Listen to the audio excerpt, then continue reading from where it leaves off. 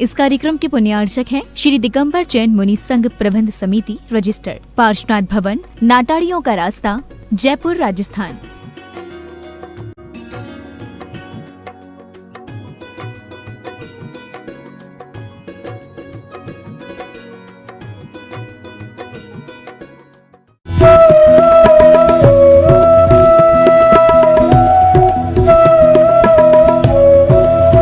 व्यवहार अगर अच्छा है तो मन ही मंदिर है। व्यवहार अगर अच्छा है तो मन ही मंदिर है। आहार अगर अच्छा है तो तन ही मंदिर है। विचार अगर अच्छे हैं तो मस्तिष्क ही मंदिर है। और अगर ये तीनों अच्छे हैं तो आपका जीवन ही मंदिर है। परम पवित्र विचारधारा के धनी वीतरागी श्रमणों के स्मारक पर अपन को चलने का सुअवसर मिला, और जो चल नहीं रहे हैं वो चलने वालों की साधना में सहयोग कर रहे हैं। मुनिराजों के केशलौंज की प्राचीनतम परंपरा का मंगलमय दिग्दर्शन यहाँ हो रहा है। ज्ञानियों बिना मोह को छोड़े मोक्ष नहीं होता।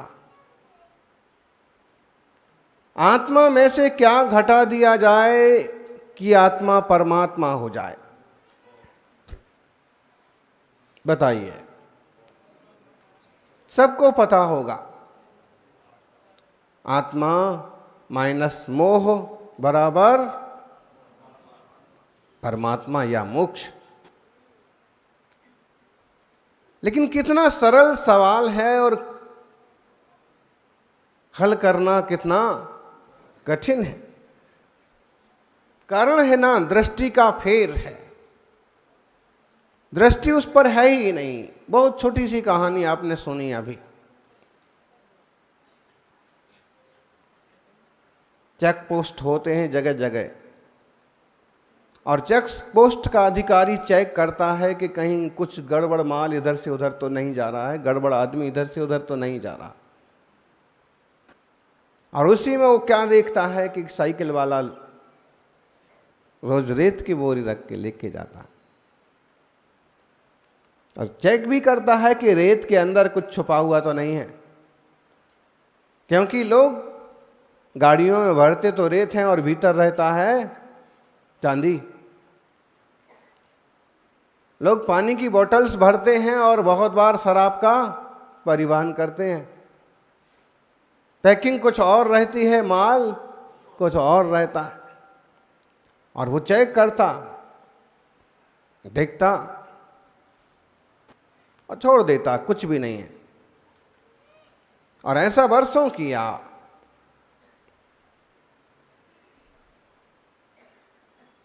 और जब वो रिटायर्ड हो गया और वह चेक पोस्ट के उस तरफ काफी किसी निमित्त से भ्रमण करने के लिए गया कि बहुत बड़ी साइकिल की दुकान है।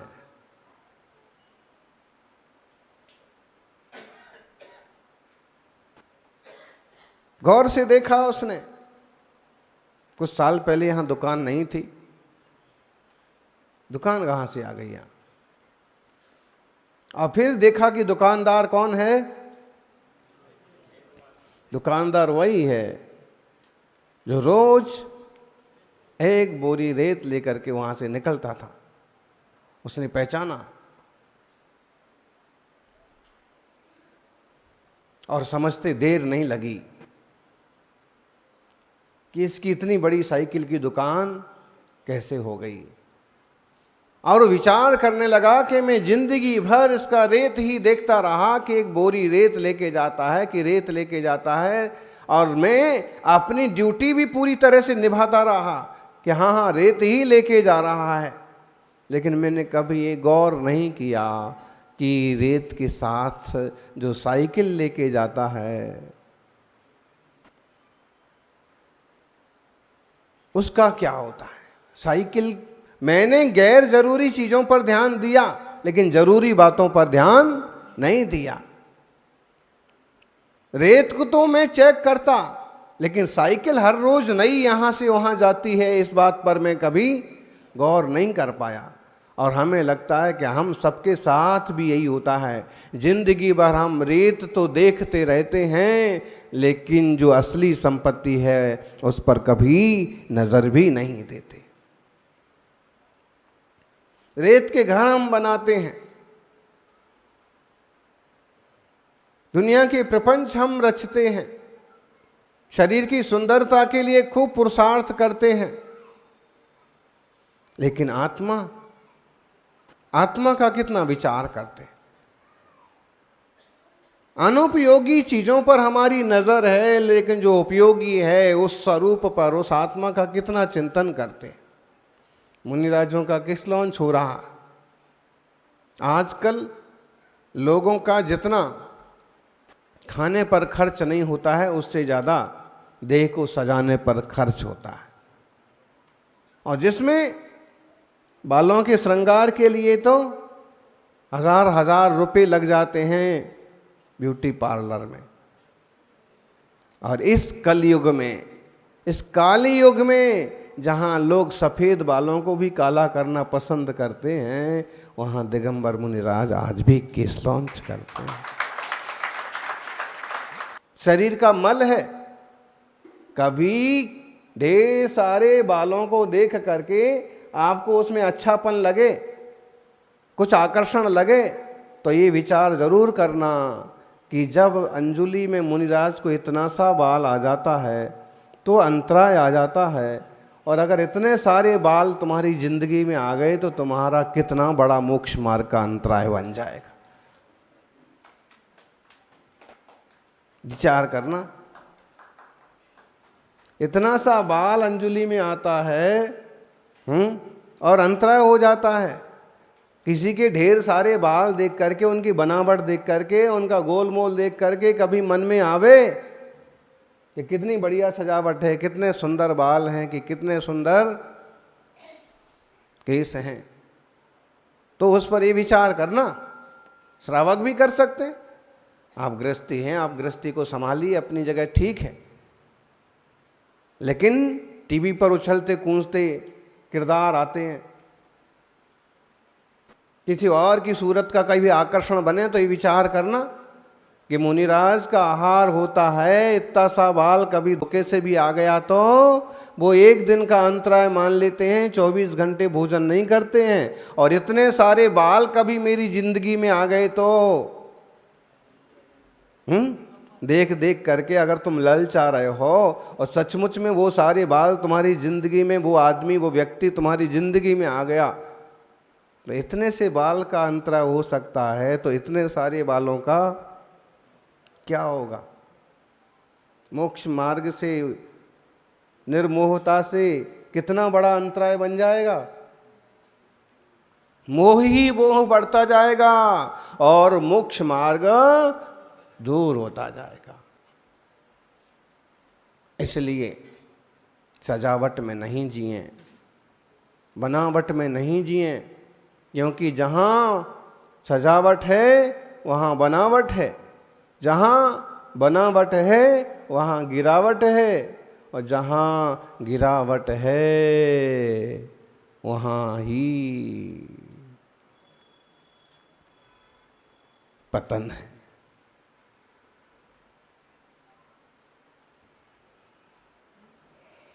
वहां ही दुर्गति की आहट है।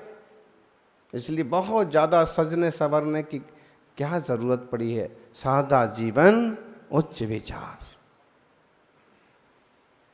रेत पर ध्यान मत दो, रेत की बोरी पर ध्यान मत दो, रेत की बोरी के साथ जो और कुछ है उस पर ध्यान दो, वो कीमती चीज है। शरीर तो एक तरह से रेत की बोरी है और आत्मा बेस कीमती चीज है। अपनी निर्मलता, अपनी शांति बढ़ाइए।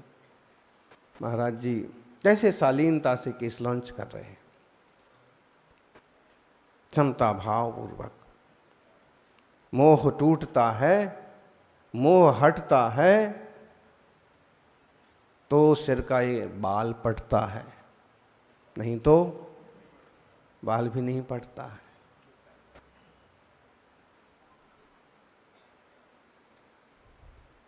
जब हम मोह से जुदा होंगे, जब हम मोह से जुदा होंगे, तभी जाके सचमुच खुदा होंगे।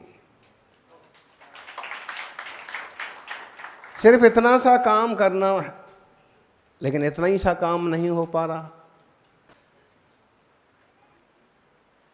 लोग मोह के साधन बढ़ाते जाते हैं, निर्मोहता का कहाँ विचार करते। निर्मोही साधुओं को तो लोग ऐसे समझते हैं कई बार कि ये भी कोई जीवन है, इस युग में कोई ऐसे रहा जाता है,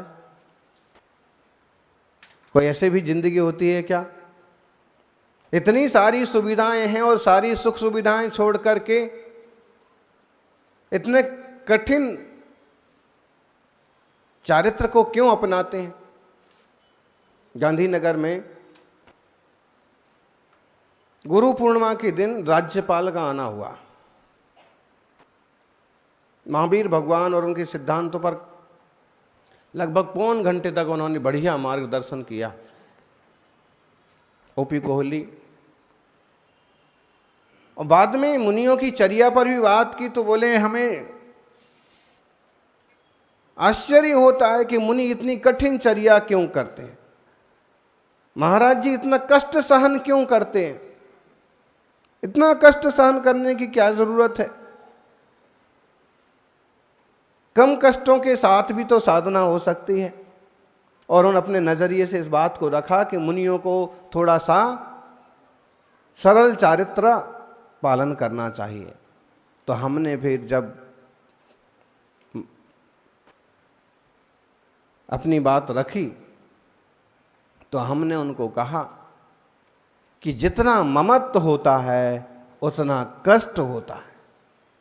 जिनने ममत्व ही छोड़ दिया, परम स्वावलंबी निरालंब जीवन स्वीकार किया है, उन मुनियों के लिए देह का कष्ट कष्ट नहीं होता। जिनने अपने आनंद स्वभाव को समझा है, वे देह के कष्ट को कष्ट नहीं मानते हैं। दूसरी बात, अगर आपको ये थोड़ा सा कष्ट लगे तो विचार करना, 84 लाख योनि में 4 गतियों में जीव ने कितने कष्ट नहीं भोगे। कल हमें कोई पूछने लगे, महाराज जी कभी हमें आपकी याद आए तो हम क्या करें। तो हमने कहा हमारी याद आए तो या तो नमोकार के जाप करो, नहीं आपकी बहुत ज़्यादा याद आए तो क्या करें। तो हमने कहा कि नरक का विचार करना। हमारी बहुत ज़्यादा याद आए तो नरक का विचार करना कि मुनिराज क्यों बन जाते हैं। नरक आदि तिरंच आदि गतियों का विचार करते हैं, तत्व का विचार करते हैं, देह की नश्वरता का विचार करते हैं, समय समय में जो परिणमन हो रहा है, समय समय में जो बदलाव हो रहा है उसका चिंतन करते हैं और अपने शाश्वत ध्रुव स्वभाव को पाने का पुरुषार्थ करते हैं।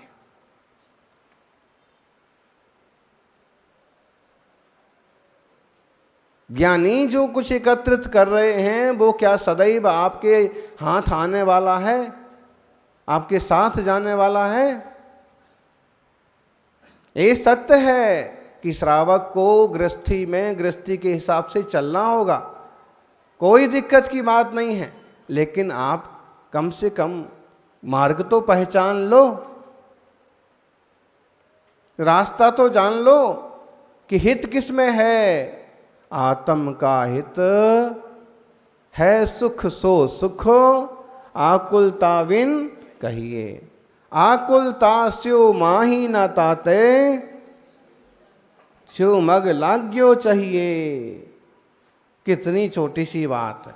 आत्म का हित किस में है जी, बोलो युवाओं।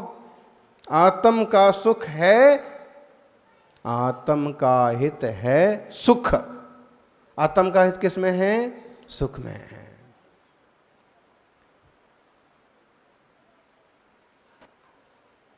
और सुख आकुलता रहित वाली बात है। आत्मा क्या चाहता है, सुख चाहता है। कोई इंजीनियर बन गया, कोई डॉक्टर बन गया, कोई सीए बन गया, कोई MBA कर लिया, कोई IAS कर लिया, कोई IPS कर लिया, कोई जज बन गए, कोई वकील बन गए। सब किस लिए कर रहे? कोई दुकान करने लगा, कोई फैक्ट्री करने लगा, कोई जॉब कर रहा। किस लिए कर रहे सब? इनको इसमें बहुत मज़ा आ रहा है कि हम बहुत मेहनत करें। किस लिए कर रहे सब? सारी पढ़ाई, सारी सर्विसेज, सारे जॉब्स, सबके लिए पीछे क्या है? इससे मुझे सुख के साधन उपलब्ध होंगे, इससे व्यवस्थाएं मिलेंगी। ऐसा करने से धन आएगा, धन आने से जीवन में साधन आएंगे और साधन आने से सुख होगा। इसीलिए सारी चीज़ें चल रही। लेकिन जब वस्तु व्यवस्था पर ध्यान देते हैं तो यही ध्यान में आता है कि साधन से सुख नहीं आते हैं। कई बार साधन वही रहते हैं और विचार बदल जाते हैं। थाली वही है, आपके सामने परोसी हुई है, और जब तक सासू माँ कह रही थी कि बहुत दिनों बाद आए हैं, अच्छे से भोजन करो, और आप देख रहे थे कि इतने बढ़िया रसगुल्ले बनाए हैं, इतनी बढ़िया जलेबी बनाई है, इतने सारे पकवान हैं, और थाली में आप भोजन करने के लिए तत्पर हैं, भोजन कर रहे हैं, आपको बड़ा अच्छा लग रहा है। इतने में ससुर जी आ गए, मान लीजिए, आपकी किसी बात से बुरी तरह नाराज हैं, और आते ही उनने कहा कि इसको भोजन पर क्यों बैठा दिया, ऐसे तो घर के अंदर नहीं घुसने देना चाहिए। बोलिए, थाली वही है, जलेबी वही है, अब खाने में कितना स्वाद आएगा?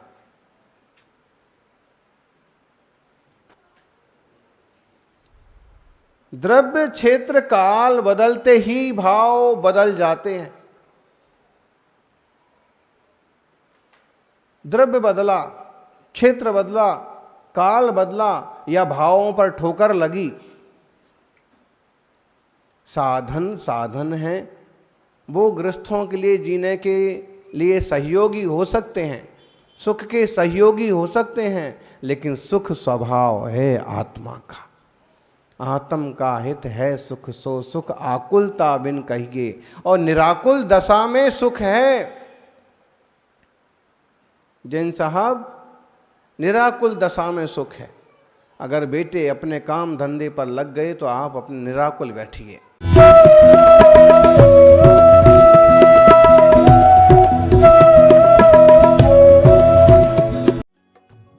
इस कार्यक्रम के पुण्यार्चक थे श्री दिगंबर जैन मुनि संघ प्रबंध समिति रजिस्टर्ड, पार्श्वनाथ भवन, नाटाड़ियों का रास्ता, जयपुर, राजस्थान।